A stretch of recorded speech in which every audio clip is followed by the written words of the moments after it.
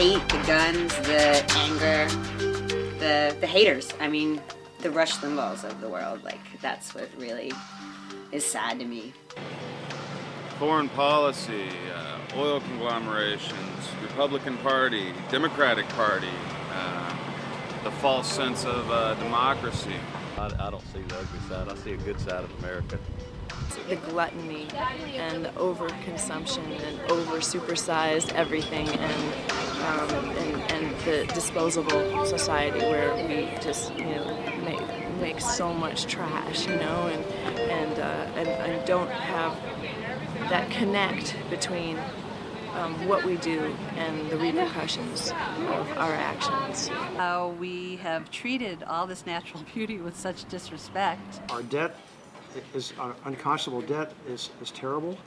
Our catering to wealthy people with tax breaks for them, our attempted destruction of the middle class, our attacks on the environment, they've decreased the bipartisanship of the Congress, and they're not addressing what's important in this country. It's not a matter of Republican versus Democrat. It's a matter of you're not who I am, and you're not part of my gang. You know, it's almost like a gang mentality that was here for the last 8 years. There's kind of two camps, and I think that's really dangerous. I think that the idea that you have to fit into either one camp or the other, conservative or liberal or what have you, whatever the dichotomy at work is, I think that's, and I don't think that's probably specific to the U.S., but I think it's real ugly here how that's developed.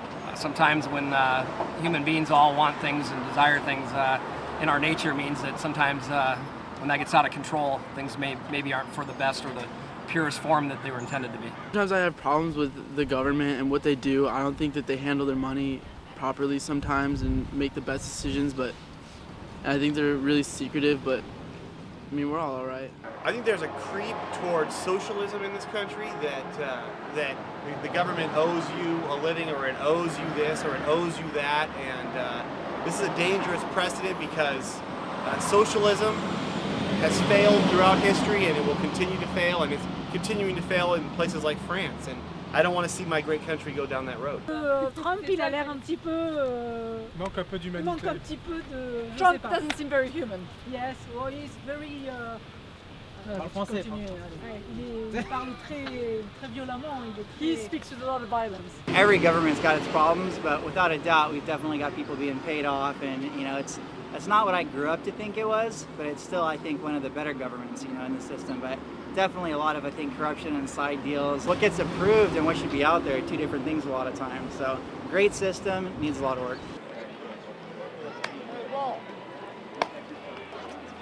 I'm pretty distressed about the amount of people who don't have access to health care and some of the health problems. One of the few industrialized nations in the world don't have some type of health care for everybody, and not just whatever. Everybody should have. This would be a given. You know, we spend billions and trillions of dollars to go to war to screw up somebody else's country that we have no business even being in or being there, when we should be here spending that money on ourselves and our children.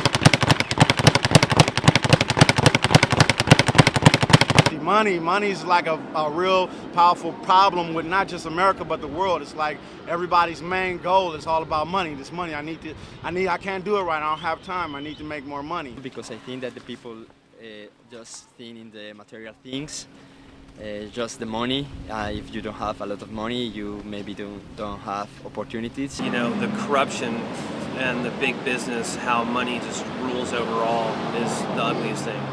In America, it's more like we have this workaholic mentality where, you know, people just are kind of selfish in the end. I think it's a shame that people don't understand the value of the dollar. America have a lot of money. The government have money. All the people that stay in the street, sleeping in the street. I help to the people that sleeping in a small little house. I put in big garage and I have 7 beds to the people to go to sleep in my own house. I guess the first month in the shelter, first day, first night there, I was ready to go home. But I didn't have a home to go to, so.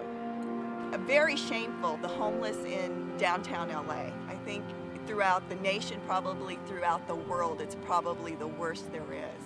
I can't believe you have a working homeless, people that are working that can't pay rent or buy food or pay for medical expenses or do any of that. I think that's really sad. It's nothing I want to experience again. It's nothing I would wish on anybody, even my worst enemy, to have to go through the stuff you have to deal with on a daily basis, because not only, you know what I mean, are you homeless, but you still have to maintain a life. But I hope the homeless will find jobs and get back together. That's my main concern. Somebody needs to organize some sort of workforce, like back in the days of Roosevelt, and get everybody working. Minimum wage should be the minimum wage you can survive on, not just minimum wage, you know what I mean? Greed, you know what I'm saying? Greed for material possessions or items or whatever, you know what I'm saying? Everybody's caught up in just trying to have the nicest cars, the nicest houses, but nobody's concerned with the people who don't have as much as them, you know? Hi! People like myself to just make a change, you have to change yourself before you can change your surroundings. I got some high hopes. I just gotta put them back into plan. I hope you liked our show. Please remember to like, share, or leave a comment. There's a peaceful solution. It's called a peace revolution. Now let's take back America.